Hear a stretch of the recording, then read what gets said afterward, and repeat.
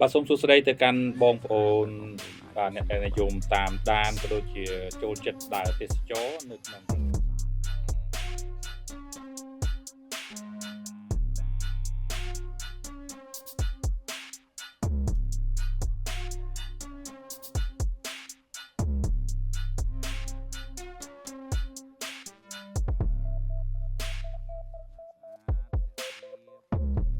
មានព្រៃព្រឹក្សាមានព្រៃភ្នំមានកន្លែងទស្សនាជាច្រើនដែលបងប្អូនអ្នកដែលទៅទស្សនាបានចាប់ចិត្តដក់ជាប់នៅក្នុងអារម្មណ៍ក៏ដូចជាសប្បាយរីករាយនឹងទស្សនីយភាពដែលពួកគាត់មានផងដែរបាទនៅពេលដែលយើងធ្វើដំណើរចូលពីដើមផ្លូវទៅយើងឃើញមានសួនសត្វបាទមានទុនសាយបាទមានប្រភេទសត្វផ្សេងជាច្រើនទៀតដែលឲ្យបងប្អូនយើងទស្សនាបាទក្នុងនោះដែរយើងក៏ឃើញអំពីទឹកមុខសប្បាយរីករាយរបស់បងប្អូនអ្នកទេសចរទាំងជាតិនិងអន្តរជាតិបាទមកដល់ទីនេះហើយគឺទទួលបាននៅបរិយាកាសបែបធម្មជាតិមានស្មៅពណ៌ខៀវបៃតងមានព្រៃមានភ្នំមានកន្លែងចិញ្ចឹមសត្វឬក៏ទេសភាពអីផ្សេងជាច្រើនដែលបំរើឲ្យប្រិយមិត្តក៏ដូចជាបងប្អូនដែលបានទៅទស្សនាទីនោះឲ្យមានភាពសប្បាយរីករាយនិងស្រស់ស្រាយនៅក្នុងចិត្តផងដែរបាទ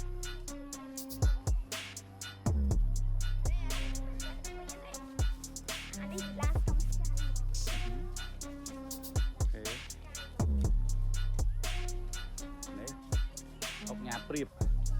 ផ្ទះសម្រាប់អុកញ៉ាព្រៀបប្រើឲ្យអារម្មណ៍របស់អ្នកដែលបានចូលទៅទស្សនានៅក្នុងទីនោះបាទយើងឃើញហើយនៅក្នុងនេះដែរឃើញមានផ្ទះព្រៀបជាច្រើនបាទនៅដើមផ្លូវដែលគេបានរៀបចំដើម្បីឲ្យអ្នកទស្សនាបានឃើញមានផ្ទះព្រៀបច្រើនប្រភេទបាទមានរបៀបបុរាណរបៀបអភិជនរបៀបអីជាដើមនោះបាទឃើញមានច្រើនមែនទែនបាទក្នុងនោះក្មេងៗដែលគាត់បានទៅទស្សនានៅក្នុងរមណីយដ្ឋាននេះគាត់ក៏បានចាប់អារម្មណ៍ជាខ្លាំងផងដែរបាទជាមួយនឹងផ្ទះព្រៀបប្លែកជាគំនិតតុបតែងជាគំនិតដែលគេបានរៀបចំបាទដើម្បីបម្រើឲ្យអ្នកទៅទស្សនានៅទីនោះផ្ទាល់បាទយ៉ាងណាមិញយើងឃើញហើយនៅក្នុងនេះសូម្បីតែផ្ទះព្រៀបក៏មានច្រើនប្រភេទបាទមានបែបនិយាយថាវាច្រើនមែនទែនបាទវាច្រើនយើងឃើញថាច្រើនវាមានម៉ូដនេះម៉ូដនោះជាច្រើនបាទដែលធ្វើឲ្យតាក់ទាញក៏ដូចជាផ្ដល់ចំណាប់អារម្មណ៍ខ្លាំងពីសំណាក់ក្មេងៗក៏ដូចជាអ្នកដែលបានទៅទស្សនានៅទីនោះផងដែរបាទយើងឃើញហើយផ្ទះព្រៀបច្រើនបាទច្រើនសន្ធឹកសន្ធាប់នៅទីនេះបាទមានច្រើនមែនទែនដែលជាគំនិតមួយបាទជាគំនិតមួយដែលអស្ចារ្យសម្រាប់ដែលរៀបចំតាក់ទាញក៏ដូចជាទទួលបាទអ្នកទេសចរដែលគាត់ចូលមកតំបន់នេះដើម្បីឲ្យគាត់ទទួលបានអារម្មណ៍ប្លែកឬក៏ទទួលបាននៅអ្វីដែល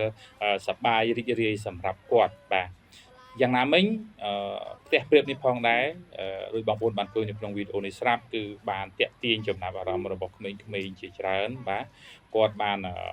មកមើលគាត់បានប៉ះគាត់បានចាប់អារម្មណ៍ហើយគាត់ក៏បានមានសបុកទៀតអង្កេតមើលបាទតាក់ទងជាមួយនឹងផ្ទះព្រៀបទាំងអស់នេះបាទ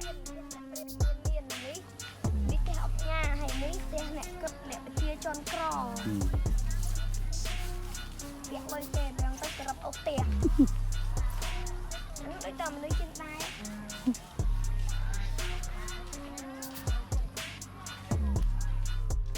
ដូចជាការរៀបចំដើម្បីតាក់ទាញទស្សនីយភាពសម្រាប់ក្មេងៗសម្រាប់អ្នកទេសចរគឺជាសារៈសំខាន់មួយចាំបាច់មែនទែនសម្រាប់នៅតំបន់កំសាន្តផ្សេងមិនថានៅក្នុងស្រុកឬក្រៅប្រទេសទេ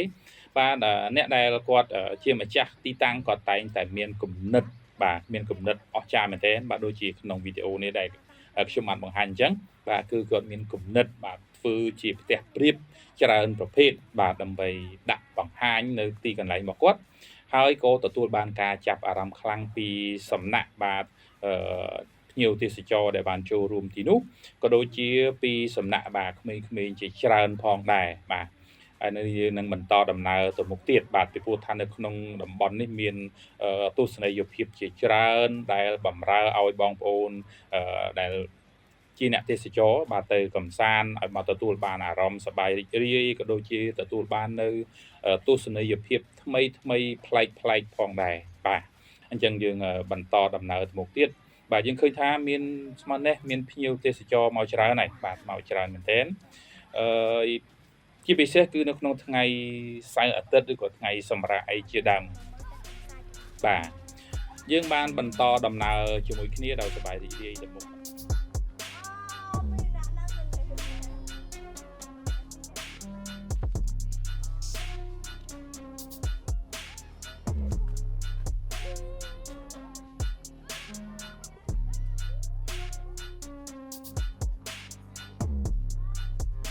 សត្វទុនសាយបាទតែសត្វទុនសាយនេះដើម្បីយើងឃើញថាទុនសាយជាផ្នែកជាសត្វមួយដែលគួរស្រឡាញ់គួរចាប់អារម្មណ៍សម្រាប់អ្នកទស្សនិកជនបាទជាពិសេសគឺក្មេងៗតែម្ដងបាទរាល់ពេលដែលគាត់ឃើញគឺគាត់អត់ចង់ដើរទៅណាទេបាទគឺគាត់ចង់នៅជាប់មើលទីនេះនោះបាទនៅក្នុងទស្សនីយភាពនេះផងដែរយើងក៏បានឃើញអំពីសត្វផ្សេងទៀតបាទដូចជាបាទសត្វនេះគឺជាសត្វគ្រួចទេបងប្អូនបាទជាសត្វគ្រួចបាទឬក៏មានក្រួយអ៊ឺតអីជាដើមនោះដែលគាត់បានរៀបចំបាទដើម្បីដាក់តាំងបង្ហាញឲ្យបងប្អូនអ្នកទេសចរគាត់បានឃើញគាត់បានចូលរួមមើលនៅក្នុងតំបន់នេះផងដែរបាទយើងឃើញថាអូល្អថត់ណាស់មែនទែនបងប្អូនបាទថត់មែនទែនបានសម្រាប់សត្វដែលគេចិញ្ចឹមនៅក្នុងនេះបាទនេះគឺជាអ្វីមួយដែលល្អបាទចូលរួមថែរក្សាការពារទាំងបរិស្ថានទាំងសត្វអីផ្សេងបងប្អូនគួរតែចូលរួមការពារថែរក្សាទាំងអស់គ្នាបាទពេលដើម្បីឲ្យយើងមានការតតែជួល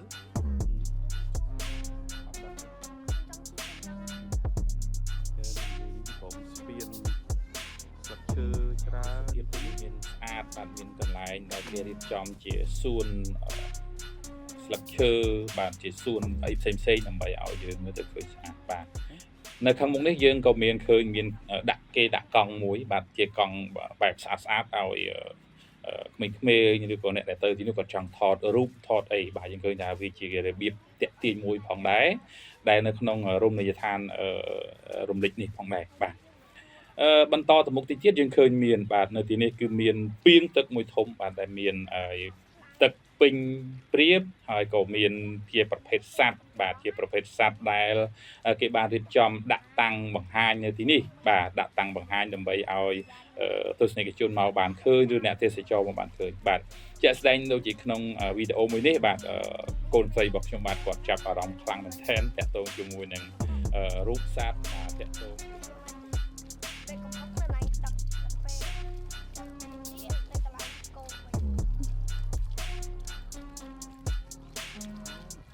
ដែលគាត់បានឃើញពីទេសភាពទាំងអស់នេះគាត់ពិតណាស់ជាក់ស្ដែង 100% គឺគាត់ចាប់អារម្មណ៍គឺគាត់សប្បាយបាទសប្បាយរីករាយពេលដែលបានឃើញទេសភាពទាំងអស់នេះបាទក្នុងសួននេះដែរយើងបន្តដំណើរទៅមុខទៀតបាទមិនត្រឹមតែមានសត្វមិនត្រឹមតែមានកន្លែងជិះកង់ទេបាទឥឡូវនេះយើងមកអង្គុយនៅក្រោមដើមឈើបាទនៅខាងនេះគឺមានកន្លែងបាញ់ព្រួញបាទគេមានកន្លែងរបៀបដូចជាជីទូងបាទជីខ្សែរ៉តបាទដើម្បីយឹតឲ្យយើងធ្វើដំណើរ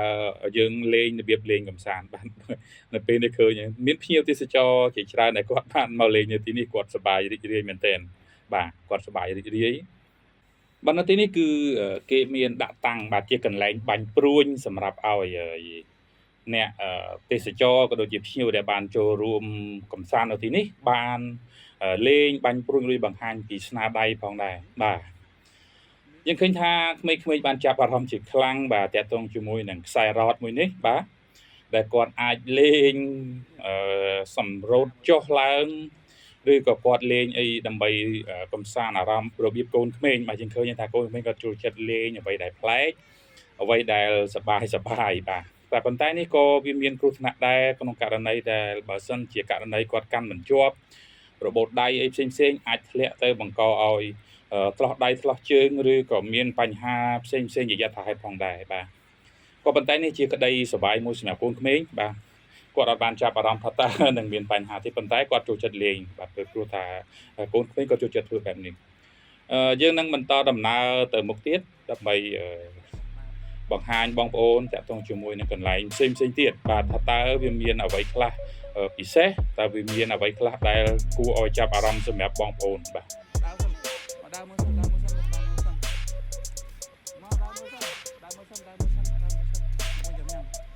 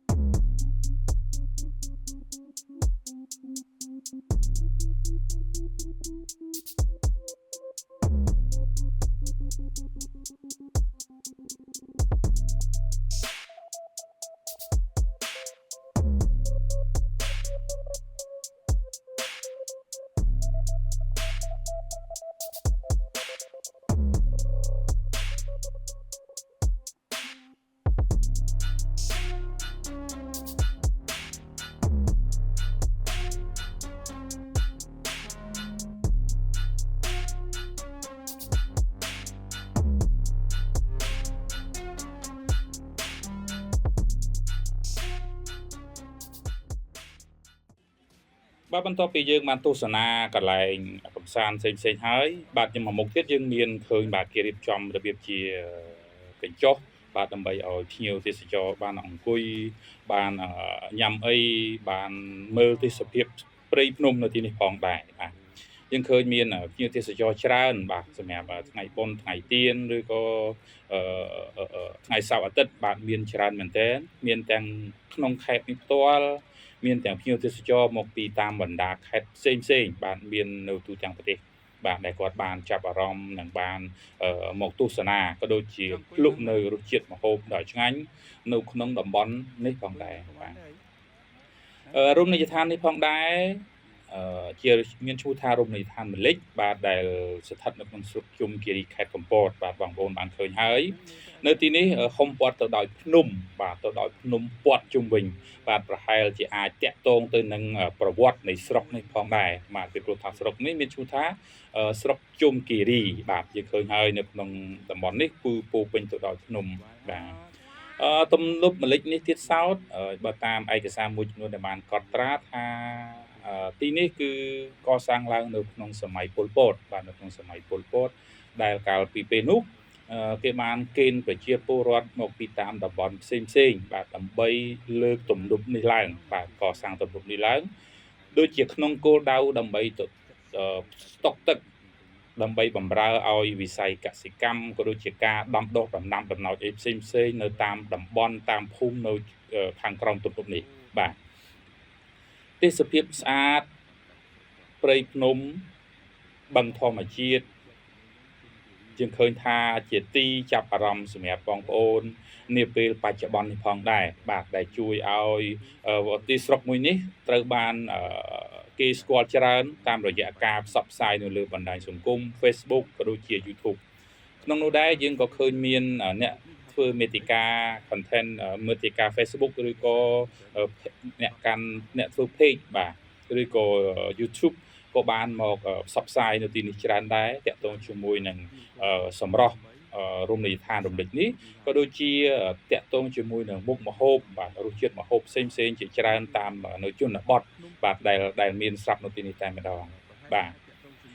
នៅក្នុងរមណីយដ្ឋានរំលេចនេះយើងឃើញមានច្រើនបងប្អូនមានច្រើនមែនទែនដោយរូបនេះជាក់ស្ដែងគឺជាកន្លែងជិះគេហៅថា lorry បាទដែលជិះនៅលើទឹកដើម្បីឲ្យអ្នកទេសចរក៏ដូចជាអ្នកដែលបានទៅលេងនៅទីនេះគាត់ទទួលបានអារម្មណ៍ប្លែកមួយទៀតបាទកំសាន្តដើម្បីកំសាន្តអារម្មណ៍របស់គាត់បន្ថែមពីឃើញទេសភាពបន្ថែមពីទទួលបានរសជាតិម្ហូបផ្សេងៗហើយបាទគាត់អាចជិះនៅ lorry ដើម្បីកំសាន្តមើលទឹកមើលព្រៃមើលភ្នំនៅទីនេះផងដែរបាទយ៉ាងណាមិញយើងក៏ឃើញតាក់ទងជាមួយនឹងការរៀបចំរបស់ រមណីយដ្ឋានមួយនេះផងដែរគឺមានកញ្ចុះសម្រាប់អង្គុយញ៉ាំអាហារជាលក្ខណៈគ្រួសារជាលក្ខណៈឯកជនជាលក្ខណៈមិត្តភ័ក្តិឬក៏ក្រុមការងារជាដើមដែលអញ្ជើញមកទស្សនានៅទីនេះហើយសេវាកម្មក៏ដូចជាការទទួលរាក់ទាក់ពីសំណាក់អ្នករៀបចំនៅទីនេះក៏យើងឃើញថាល្អប្រសើរផងដែរបាទក្នុងនោះដែរក្មេងៗក៏ចាប់អារម្មណ៍មែនទែនសម្រាប់កន្លែងឃើញស្អាតទេសភាពស្អាតលក្ខណៈឯកជនលក្ខណៈគ្រួសារដែលជាលក្ខណៈធម្មជាតិបាទក្មេងៗគឺសប្បាយចិត្តមែនទែនបាទក្នុងនោះដែរយើងក៏បានមានក្នុងដែរយើងក៏ឃើញបាទបែបគេមានសត្វមានអីចិញ្ចឹមជាច្រើនដែលសម្រាប់ឲ្យគុតគង់តម្រូវការនៅទីនេះបាទឃើញថាស្អាតមែនទែនសម្រាប់បងប្អូនដែលមានចំណាប់អារម្មណ៍បាទចង់មកកម្សាន្តនៅទីនេះបាទមិនត្រឹមតែប៉ុណ្ណោះយើងក៏អាចដើរមើលទេសភាពបែបព្រៃភ្នំបាទជាបន្តទៀតជាមួយនឹងពួកយើងខ្ញុំផងដែរ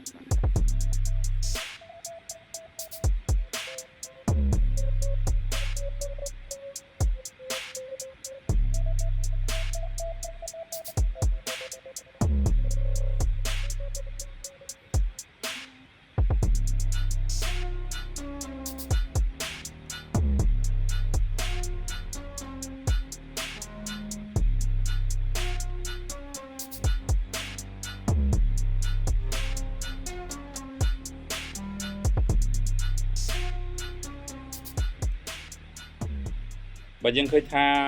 បងប្អូនប្រិយមិត្តអ្នកដែលគាត់បានមកទស្សនានៅទីនេះគឺគាត់មានអារម្មណ៍សប្បាយរីករាយដោយបង្ហាញនៅទឹកមុខបាទក្នុងនោះដែរ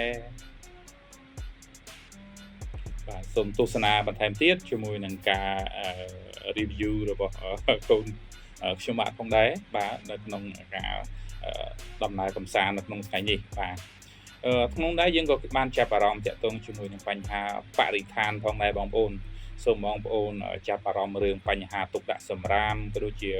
ការថែទាំបរិស្ថានផងដែរពីព្រោះថាតំបន់ទាំងអស់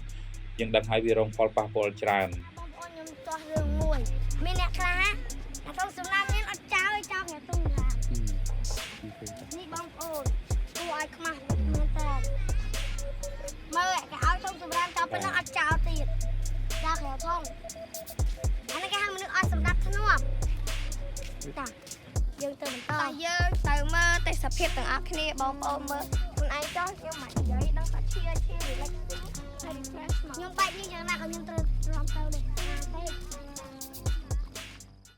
បាទបងប្អូនតាក់ទងជាមួយនឹងការទុកដាក់សម្រាមគឺយើងត្រូវតែចាប់អារម្មណ៍ឲ្យខ្លាំងផងដែរបាទពីព្រោះថាមិនមែនជាបតបកិច្ចរបស់នរណាម្នាក់ទេប៉ុន្តែវាគឺជារឿងរបស់យើងទាំងអស់គ្នាបាទពីព្រោះថាវាជាប្រទេសរបស់យើងជាតំបន់ទេសចររបស់យើងបាទដូច្នេះហើយសូមចូលរួមទុកដាក់សម្រាមឲ្យបានត្រឹមត្រូវដើម្បីលើកស្ទួយក៏ដូចជាលើកសម្រស់បាទតាមរមណីយដ្ឋានផ្សេងៗរបស់ប្រទេសយើងឲ្យកាន់តែល្អប្រសើរថែមទៀតបាទតួយ៉ាងដូចជារមណីយដ្ឋានរំលេចនេះផ្ទាល់បងប្អូនបានឃើញពីខាងដើមហើយតាក់ទងជាមួយទស្សនីយភាពតាក់ទងជាមួយនឹងការតុបតែងតាក់ទងជាមួយនឹងសេវាកម្មផ្សេងៗគឺល្អមែនទែនបាទគេបានរៀបចំស្អាតដើម្បីទៅទទួលក៏ដូចជាបំរើនៅអារម្មណ៍បងប្អូនអ្នកទេសចរទាំងជាតិនិងអន្តរជាតិដែលបានទៅដល់ទីនេះដូច្នេះហើយសូមបងប្អូនចូលរួមថែរក្សាទុកដាក់សម្រាមឲ្យបានត្រឹមត្រូវឲ្យមានរបៀបរៀបរយដើម្បីឲ្យតំបន់ទេសចររបស់យើងផ្សេងទៀតមិនថាតែទីនេះផ្ទាល់ទេបាទគឺមានកន្លែងផ្សេងជាច្រើនទៀតដែលត្រូវការស្អាតដែលត្រូវការសោភ័ណភាពដែលត្រូវការសម្រស់ដើម្បីបំពេញក៏ដូចជាបំរើនៅអារម្មណ៍ស្រស់ស្រាយឲ្យអ្នកទស្សនាក៏ដូចជាភ្ញៀវទេសចរជាតិនិងអន្តរជាតិនៅតាមតំបន់ផ្សេងផងដែរតួយ៉ាងយើងក៏ចាប់អារម្មណ៍ខ្លាំងជាមួយនឹងអ្វីដែលកំពុងតែរងផលប៉ះពាល់ពីបញ្ហាទុកដាក់សម្រាមរបស់បងប្អូនមួយចំនួនដែលមិនសូវបានចាប់អារម្មណ៍ដែលមិនសូវបានគិតគូរឲ្យបានមកចត់អំពីរឿងសម្រាមផងដែរបាទដូច្នេះហើយសូមចាប់អារម្មណ៍ទាំងយើងសំណពរបងប្អូនបើមានធុងសម្រាមយើងចោលតែបើមានធុងសម្រាមយើងអាចយកទៅចោលនៅផ្ទះក៏បានដែរកុំចោលឡើងសាធារណៈចឹងមើលនៅទឹកដីកម្ពុជានេះខ្ញុំចង់ឲ្យទេសភាពទាំងក្របទិសខេត្តឲ្យស្អាតអត់ចង់ឲ្យមានសម្រាមឯបន្តិច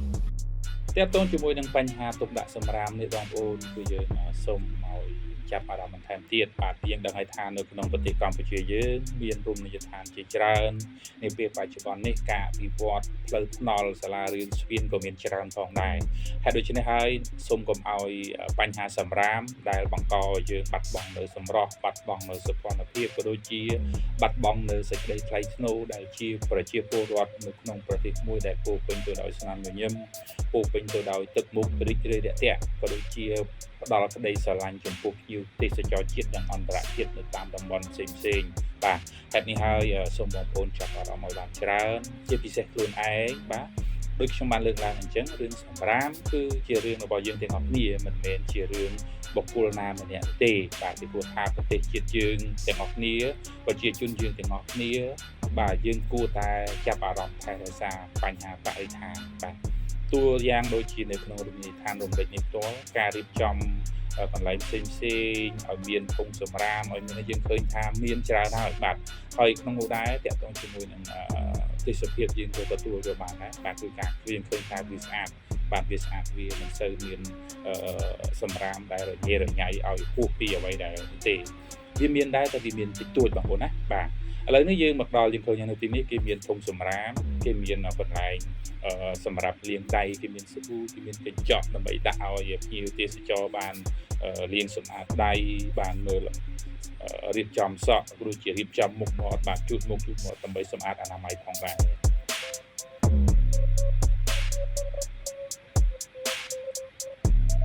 បងប្អូនដឹងហើយការសម្អាតការអនាម័យក៏ដូចជាសម្រាមគឺយើងចូលរួមទាំងអស់គ្នាមិនថាមនុស្សចាស់មិនថាយុវវ័យមិនថាកូនក្មេងឬក៏បុគ្គលណាមួយរូបទេគឺយើងមានទូនាទីទាំងអស់គ្នាពីព្រោះថាយើងស្រឡាញ់បរិស្ថានយើងចង់ឲ្យតំបន់ទេសចររបស់យើងស្អាតបោះចោលឲ្យចូលក្នុងសម្រាមបែបនេះកុំឲ្យមានបោះចោលដូចក្រាបែបនេះអីព្រោះអីវាមិនមានសម្រាប់ផ្នប់ល្អទេវាមិនស្អាតតើបងប្អូនពីមានអារម្មណ៍អត់មានអារម្មណ៍សប្បាយអត់យើងឃើញហើយឥឡូវយើងនឹងបន្តដំណើរទៅមុខទៀតបាទដើម្បីទស្សនាកន្លែងផ្សេងជាបន្តទៀតបាទពីព្រោះថាអត់ទាន់អស់ទេបាទនៅមានកន្លែងជាច្រើនទៀតដែលយើងទៅទស្សនាហើយសង្ឃឹមថាបងប្អូនក៏ដូចជា fan ដែលបានទស្សនាវីដេអូរបស់ខ្ញុំបាទហើយគាត់ចាប់អារម្មណ៍តាក់ទងចង់មកកំសាន្តនៅទីនេះអីបាទបងប្អូនអាចមកបានបាទបើសិនជាកៅអីបងប្អូនធ្វើដំណើរពីភ្នំពេញមកដល់ទីនេះគឺប្រើពេលមិនច្រើនទេប្រហែលជា1ម៉ោងជាងតិចតួចតែប៉ុណ្ណឹងបាទពីព្រោះថាពីភ្នំពេញមកដល់ទីរមណីយដ្ឋានរំលេចនេះប្រហែលជា80ឬក៏90គីឡូម៉ែត្រទេបាទអញ្ចឹងបើសិនជាករណីស្ទះអីមិនបើសិនជាករណីស្ទះបងប្អូនអាចប្រើពេលរៀងយូរបន្តិចក៏ប៉ុន្តែបើសិនជាអត់ស្ទះទេបងប្អូនប្រើពេលតិចតួចទេបាទតែយើងអាចមកដល់នៅទីនេះហើយបងប្អូនទទួលបានទេសភាពក៏ដូចជាបាទឃើញហើយដូចបាទបងប្អូនយើងដឹងហើយថាក្នុងនិធានផ្សេងគឺតែងតែបាត់បង់សម្រស់ដោយសារតែការទុកដាក់សម្រាមរបស់បងប្អូនមួយចំនួនដែលគាត់មិនសូវបានចាប់អារម្មណ៍បាទចាប់ពីពេលនេះទៅសូមសំណូមពរបាទខ្ញុំសំណូមពរឲ្យបងប្អូនដូចជាមានធុងសម្រាមយកបោះចោលធុងសម្រាមតែបើមានធុងសម្រាមយើងអាចដាក់ក្នុងកាតាបឬកាបូបអីបានឲ្យចោលនៅកន្លែងមានធុងសម្រាមមកកុំចោលខុសពីធុងសម្រាមវាមិនល្អនេះដូចកន្លែងខ្ញុំចង់ធុងសម្រាមគេមានអត់ព្រមចោលតែឲ្យយើងធ្វើការអញ្ចឹងគឺស្អុយស្អាតនេះទៅចោលលេងមកម្ដងទៀតបាទបងប្អូនតាក់ទងរឿងសោភ័ណភាពនេះផងដែរបាទគឺវាជាចំណុចតាក់ទាញមួយដើម្បីឲ្យភ្ញៀវទេសចរជាតិនិងអន្តរជាតិគាត់តែបន្តមកទីនេះបន្ថែមទៀតគឺយើងចាំបាច់ត្រូវតែចូលរួមទាំងអស់គ្នាបាទក្នុងការទុកដាក់សម្រាប់ឲ្យបានត្រឹមត្រូវបាទយើងឃើញថាទេសភាពទីនេះគឺស្អាតមែនទែនបាទធ្វើឲ្យបងប្អូនប្លែកអារម្មណ៍ធ្វើឲ្យបងប្អូនស្រស់ស្រាយនៅពេលដែលបងប្អូនអញ្ជើញមកដល់ទីនេះហើយបាទយើងឃើញមានច្រើនមានសត្វមានទេសភាពមានរុក្ខជាតិបៃតងជាច្រើនដែលមាននៅទីនេះផ្ទាល់បាទបងប្អូនដូចបញ្ជាក់អញ្ចឹងបងប្អូនណានៅទីនេះមិនមែនជាលក្ខណៈកែច្នៃទេគឺជាលក្ខណៈធម្មជាតិបាទជាបានធម្មជាតិបាទក៏សូមអរគុណបងប្អូនបាទសម្រាប់ការទស្សនាវីដេអូរបស់ខ្ញុំបាទនេះផងដែរបាទសង្ឃឹមថាបងប្អូននឹងចាប់អារម្មណ៍ហើយក៏មកទទួលបាទទស្សនានៅទីនេះផ្ទាល់បាទពីព្រោះថាការរៀបរាប់របស់ខ្ញុំបាទមិនគឺមិនបានអស់ទេអញ្ចឹងបងប្អូនអាចមកផ្ទាល់ដើម្បីទទួលបានសម្រស់នៅទីនេះពិតប្រាកដ